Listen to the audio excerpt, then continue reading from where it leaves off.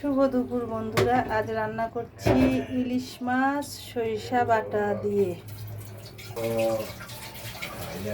এই যে ইলিশ মাছ নিয়েছি, সরিষা, নারিকেল, কাঁচামরিচ বাটা দিলাম।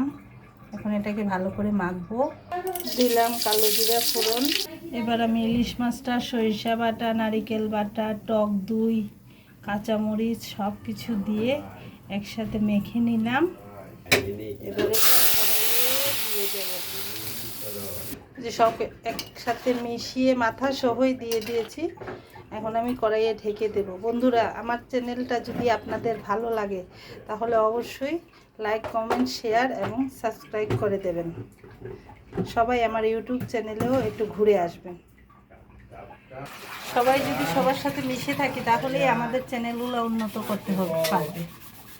রান্না বসিয়ে দিলাম। এখন আমি আমার নাতিকে একটু খাওয়াবো, তারপর আবার তরকারি দেখতে যাব। ততক্ষণ সাথে থাকবেন বন্ধুরা।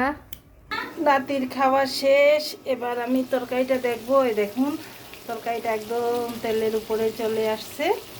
এখন এটা নামিয়ে ফেলবো। হয়ে গেল আমার ইলিশ, সরিষা ইলিশ। এখন আমি রান্না করব পোলাও, ফুলকপির চপ, মাসকালাই দিয়ে বুটের ডাল,